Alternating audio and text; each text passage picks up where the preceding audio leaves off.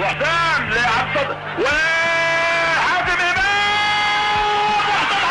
والهدف المصري الاول. الهدف المصري الاول.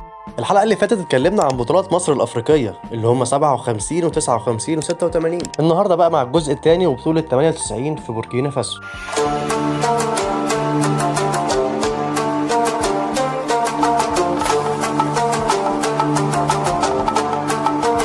بطولة 98 اللي من أكثر البطولات اللي مش واخدة حقها في تاريخ مصر.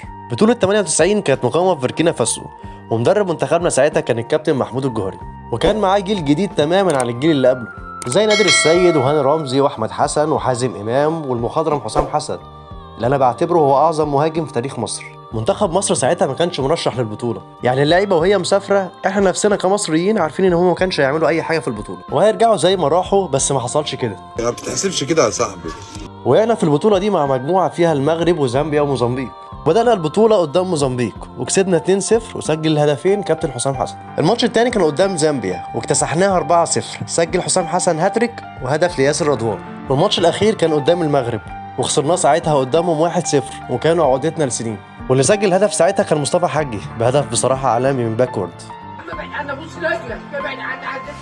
وبنصعد بالمجموعه دي في المركز الثاني بعد المتصدر المغرب، وبنتاهل لدور الثمانيه عشان نلاعب كوت ديفوار، وبعد ماتش قوي بينتهي 0-0 بنوصل لضربات الترجيح وبنصعد على حسابهم بعد ما خلصناها 5-4 وتالق لكابتن نادر السيد. في نص النهائي بنقابل منظم البطوله منتخب بوركينا فاسو، وقلنا هيكون ماتش صعب، بس ده ما حصلش وكسبنا 2-0 بجونين لحسام حسن برضه. للعلم الجماهير قبل البطوله كانت بتطالب باعتزال حسام حسن، بس عمل اقوى بطوله وطلع فيها هداف البطوله.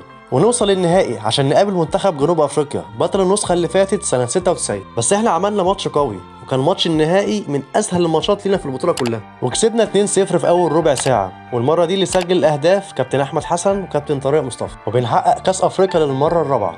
احرزنا في البطوله دي 10 اهداف، منهم لحسام حسن 7 اهداف لوحده، خد بيها هداف البطوله وما دخلش فينا غير جول واحد بس بتاع المغرب.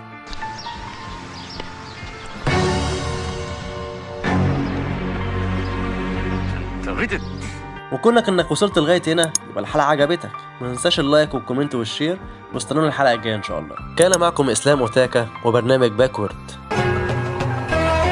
السلام عليكم.